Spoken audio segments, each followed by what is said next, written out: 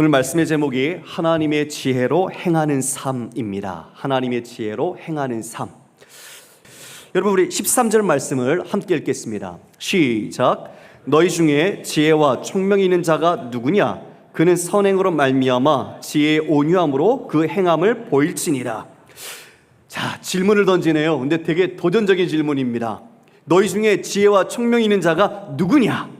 여러분, 만약 제가 지금 이 자리에서 이 질문을 여러분에게 던졌다면 여러분은 어떻게 반응하시겠습니까?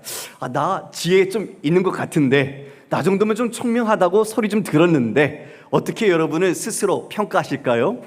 지금 이 야고보가 던진 질문은 바로 그 교회 안에 형제들, 같은 사람들에게 이 질문을 던졌거든요. 이 질문을 던진 이유가 있겠죠. 지금 이 지혜와 총명, 지혜라는 단어가 소포스라는 말인데, 이 단어는 그 당시에 랍비, 그리고 교사, 그리고 서기관들을 지칭하는 그런 말이었습니다. 왜요? 그들이 지혜자라고 여겨졌기 때문이죠. 그들이 지혜가 있으니 다른 사람을 가르쳤던 자리에 있었고, 사람들은 그런 사람들을 지혜가 있구나라고 여겼던 겁니다. 총명이라는 이 말은 여러분, 전문적인 지식 그리고 기술, 훈련을 받은 사람들을 일컫던 말이었습니다. 그러니까 너희 중에 지혜와 총명이 있다 말하는 것은 지금 그와 같이 많은 사람들에게 스승으로, 선생으로, 랍비로, 교사로 이와 같이 인정받고 있는 사람들을 암시할 수 있다는 것을 우리는 알게 되죠. 1절에 보면 교사가 많이 되지 마라 이렇게 얘기했죠. 왜요? 하나님의 큰 심판이 먼저 있기 때문이다. 그러면서 그 말, 혀에 대한 중요성, 말이 얼마나 실수가 많은지 아느냐, 그리고 말의 위험성과 그 파급성에 대해서 이야기하면서 믿음이 있다면 일관된 말로써 그 모습을 나타내야 한다는 것을 경고해 주었죠. 지금 어쩌면 그런 교사가 되려고 하는, 교회에서 아니면 공동체에서 리더, 가르치는 자가 되고 싶어하는 그런 사람들, 또는 우리 모두에게 야고보가 이 말씀으로 교훈하는 겁니다. 그렇게 지혜와 총명이 있다면 여러분 어떻게 해야 된다고요? 그는 선행으로 말미암아 지혜의 온유함으로 그 행함을 보일지니라. 선행, 하나님이 기뻐하시는 행함이겠죠. 우리 사회에서 말하는 도덕과 윤리적인 그런 기준을 넘어서는 하나님을 기쁘시게 하는 선행으로, 그 지혜의 온유함으로 그것을 증명하라. 지혜가 주는 그 온유함으로 너희들이 이 행함, 선함으로 그 지혜 있다는 것을, 총명하다는 것을 드러내라는 겁니다. 여러분, 지혜는 분별력이고 총명은 이해력, 통찰력, 슬기라고 말할 수 있습니다. 지금 야고보가 말하는 지혜와 총명은 우리가 알겠지만 이 땅의 지혜가 아니죠. 어떤 지혜일까요? 바로 하나님에 대한 지혜입니다.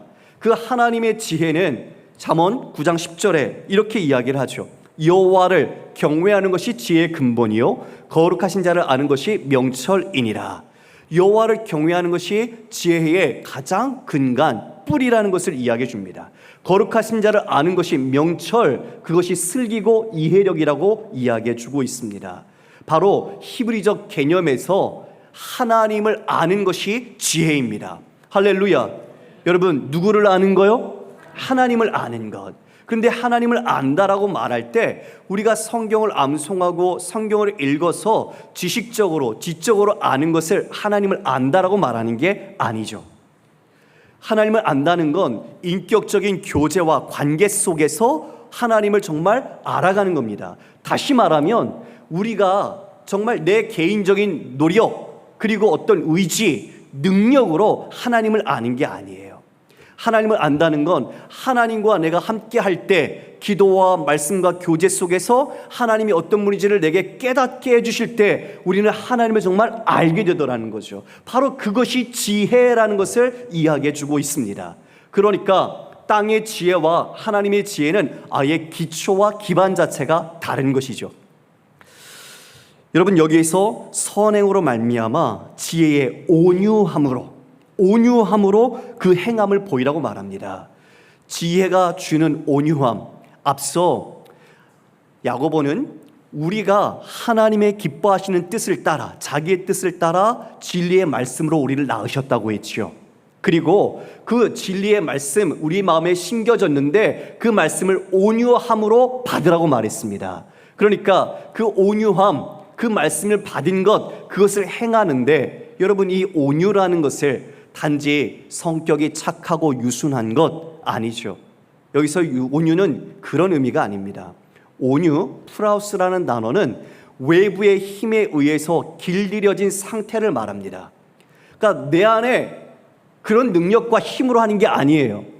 내 스스로 어떤 겸손과 어떤 선을 쌓아서 내 자신의 성격 그리고 인품을 수양하는 게 아니에요. 외적인 힘에 의해서 내 자신이 길들여진 상태, 야생마가 막 길길이 뛰는데 조련사가 훈련을 통해서 그 야생마가 아주 명령에 순종을 잘하도록 만들어지는 것, 그렇게 길들여지는 것, 이게 바로 프라우스, 온유라는 개념이에요. 그러니까 우리가 그러한 상태였지만 하나님의 말씀이 우리 안에 들어왔을 때 우리는 그 성령의 인도하심과 성령께서 이끄심에 따라서 우리가 어떻게 되죠? 하나님의 말씀에 순종되어지도록 길들여지는 것, 이것이 바로 온유라는 것입니다. 할렐루야. 그러므로 지혜가 있다면 그 지혜는 온유함으로 나타나라는 거죠. 교만, 자기의 자랑, 자기의 뽐냄, 이게 아니라 그 지혜는 오히려 자신을 드러내는 게 아니라 자신이 길들여진 절제된 그 힘, 그 은혜로 바로 하나님의 뜻을 따라 순종하도록 되어지는 것, 그것이 선행으로 나타나야 한다는 겁니다. 야고보는 우리의 믿음이 행함이 없으면 죽은 것을 강조합니다. 즉 우리가 지혜가 있다고 이야기한다면, 그것도 하나님에 대한 지혜, 하나님을 아는 진정한 지혜가 있다면 삶으로, 선행으로, 선한 삶으로 증명하라는 겁니다. 여러분, 이 질문 앞에 여러분 어떻습니까? 내 인생 70년, 80년, 아니면 젊은 우리 20년, 30년 그렇게 신앙생활을 같이 해오셨던 우리 모든 교우분들이 우리의 뒤안길을 돌아보면서 나는 정말 어떤 열매와 흔적을 남겼고 그리고 어떤 지혜로 살아왔는지 한번 물어보십시오. 내가 하나님 기뻐하시는, 내 또한 길들여져서 성령께서 이끄심을 따라 하나님 기뻐하시는 삶으로 살아가고 있는가? 아니면 내가 여전히 길길이 야생마처럼 날뛰면서 내 자신을 드러내고 내 자신의 영광과 이익을 위해서 이렇게 살고 있는가?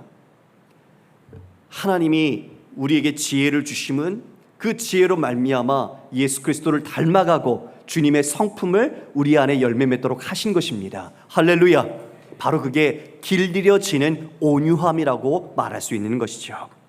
자, 여러분, 우리 그 다음 14절을 함께 읽어볼까요? 시작. 그러나 너희 마음속에 독한 시기와 다툼이 있으면 자랑하지 말라. 진리를 거슬러 거짓말하지 말라.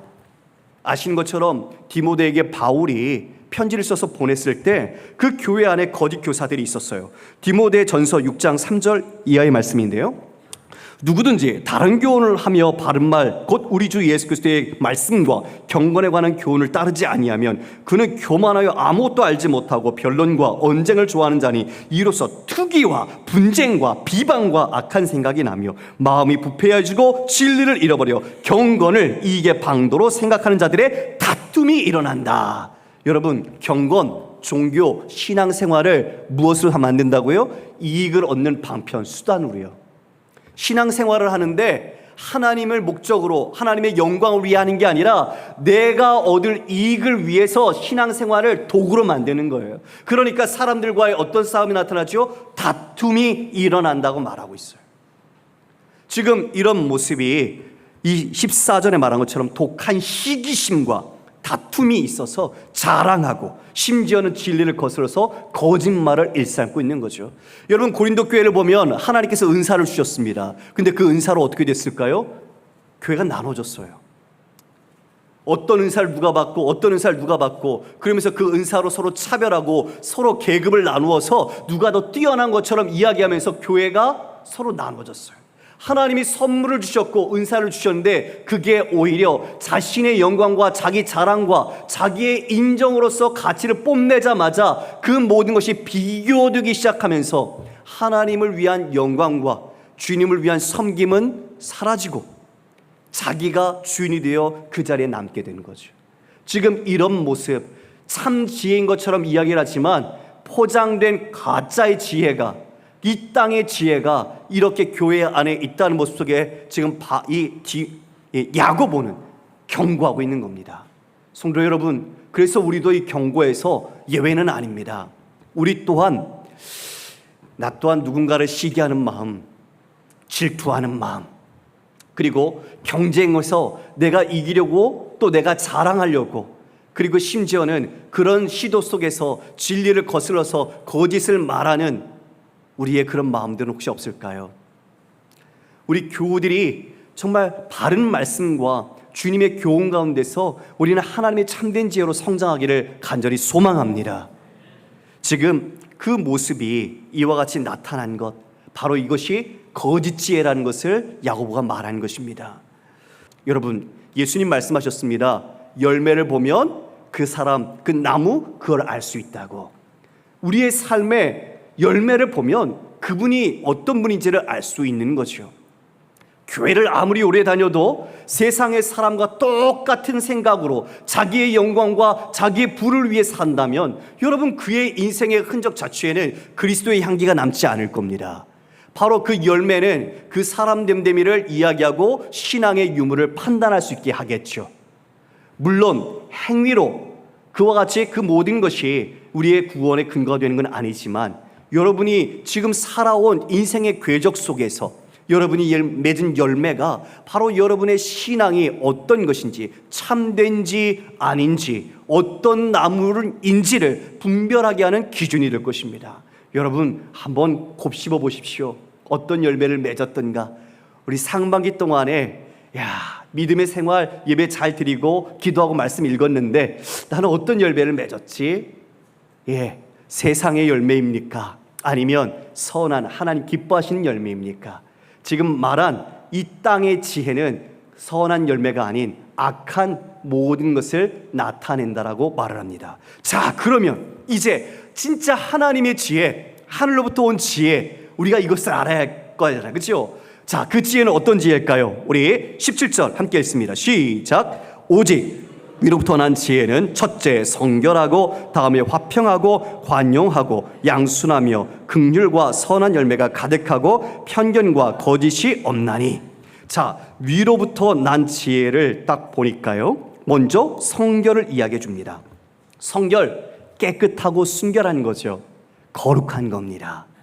여러분, 성경의 거룩은 하나님께 구별되어진 것을 거룩이라고 하죠.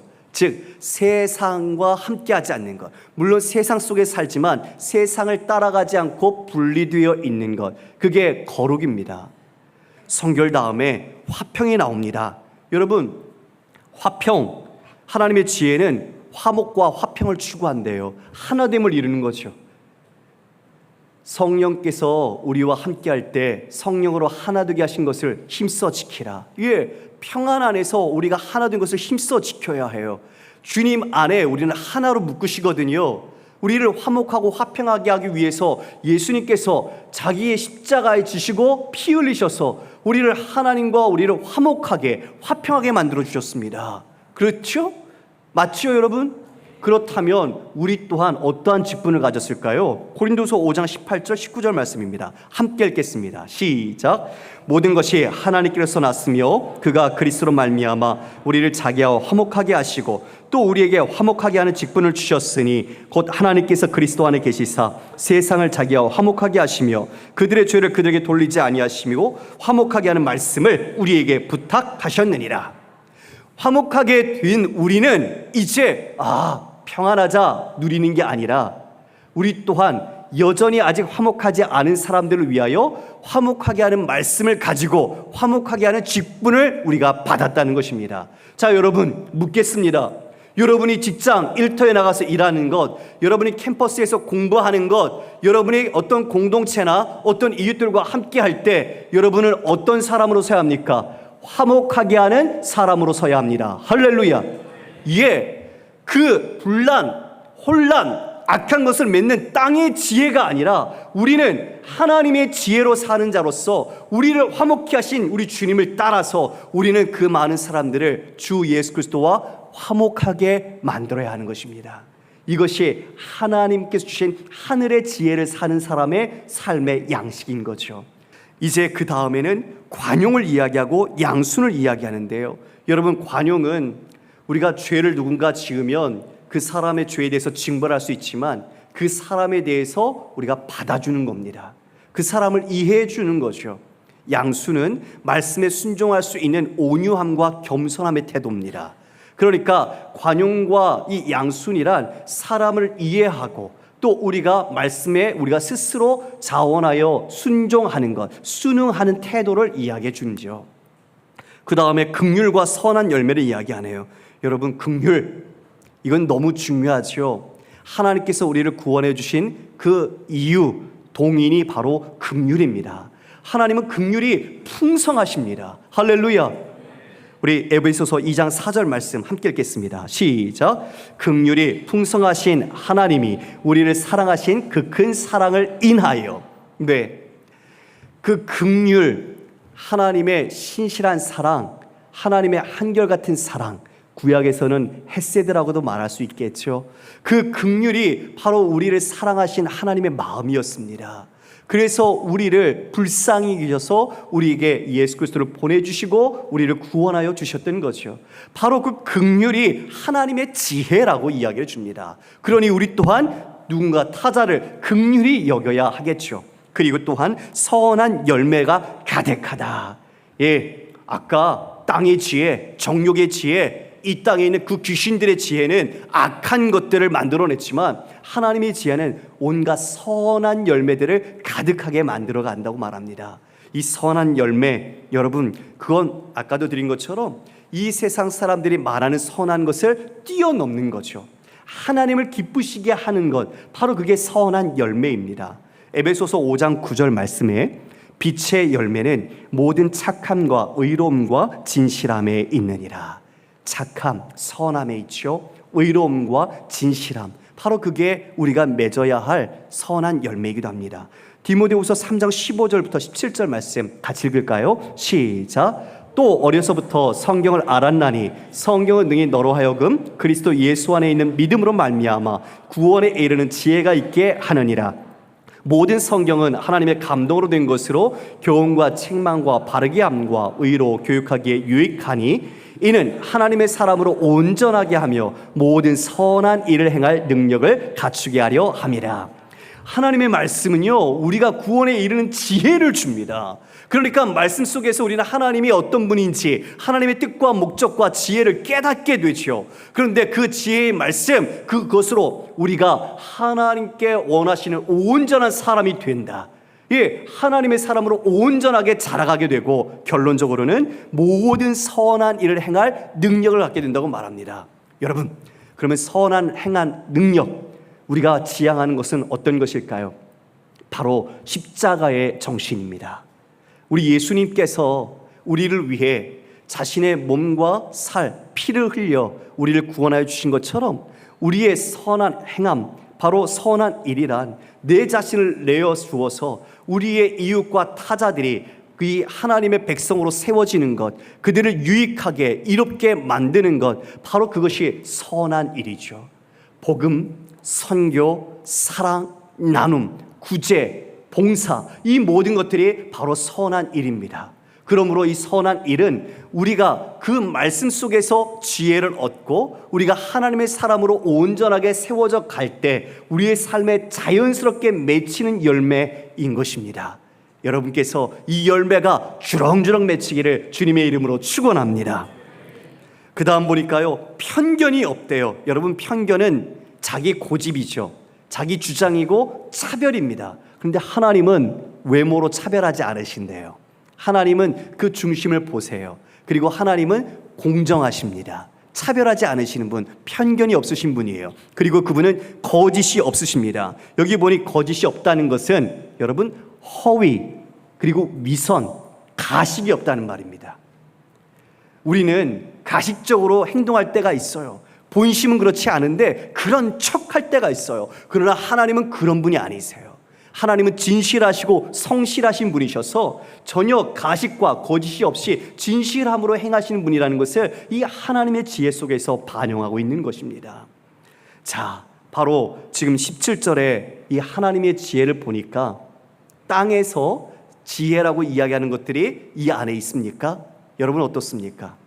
땅의 지혜는 사람을 개선하고 그리고 사람을 개발해서 무언가를 얻어가는 것들이 지혜롭다고 말하지만 하나님의 지혜는 인간을 기반으로 해서 만드는 것이 아니라 아예 우리 자체를 새롭게 그리스도인으로 갱신, 새롭게 태어나게 하셔서 하나님의 말씀과 교제와 알므로 우리가 하나님의 성품 그리고 성령의 열매를 맺어가게 하는 것입니다. 그래서 지금 우리가 읽은 하나님의 지혜의 내용들을 보면 다 인격과 성품에 관한 성령의 열매와 연관된 것들이죠. 바로 하나님의 지혜의 목적이 여기에 있는 것입니다. 그러면 그것은 결론적으로 어떤 것을 맺을까요? 우리 18절 함께 읽습니다. 시작. 화평하게 하는 자들은 화평으로 심어 의의 열매를 거두느니라. 예, 의의 열매를 화평케 하는 자, 서로를 주님 안에 하나로 묶고 화목하게 하는 자들이 그 화평의 씨앗을 심었더니 의의 열매를 맺었더라. 그 의의 열매가 바로 화평이며 주님 안에서의 화목이고 주님 안에서의 서로 사랑을 나누는 것이라 말할 수 있을 것입니다. 성도 여러분, 하나님의 지혜 말씀을 통해서 우리에게 주셨고 그 하나님의 지혜는 바로 예수 그리스도십니다. 아담과 하와가 범죄한 이후에 이 땅에 그 악한 지혜, 귀신의 지혜, 정욕의 지혜, 그리고 위로부터가 아닌 이 땅의 지혜가 판치게 되었습니다. 그 땅 가운데 하나님의 지혜로서 예수 그리스도께서 오셨습니다. 고린도전서 1장 24절 말씀에 오직 부르심을 받은 자들에게는 유대인이나 헬라인이나 그리스도는 하나님의 능력이요 하나님의 지혜니라. 골로새서 2장 3절 말씀에 그리스도 안에는 지혜와 지식의 보화가 감추어져 있느니라.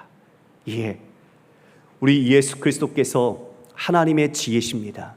그분의 삶이 우리가 읽은 하나님의 지혜, 하늘의 지혜로 이 땅 가운데 사셨습니다. 그리고 그 절정이 십자가입니다.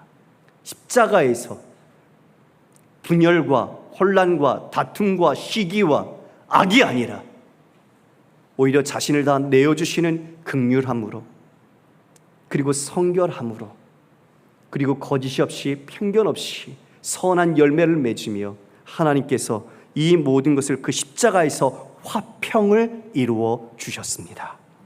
여러분, 우리가 그 삶을 믿음으로 살아내야 할 것입니다.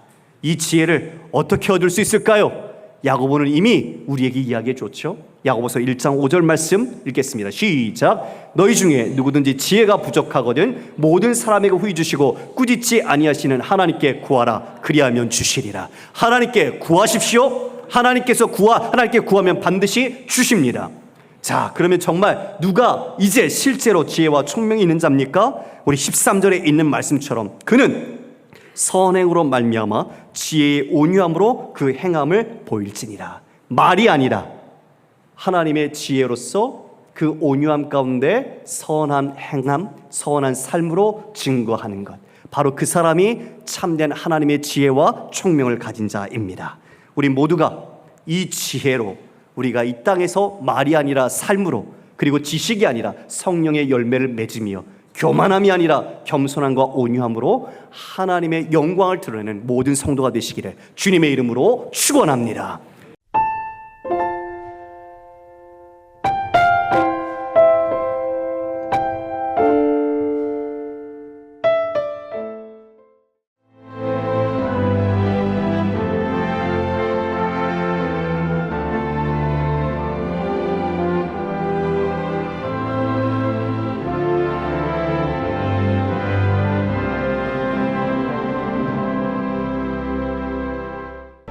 일 년 12달 꽃피는 섬이 있습니다. 천사섬 신안 사계절 꽃축제. 봄을 여는 수선화부터 섬길을 걸으면 걸을수록 놀라운 즐거움을 선사하는 겨울꽃 애기동백까지, 이제 대한민국 섬여행은 사계절 꽃축제와 함께 천사섬 신안.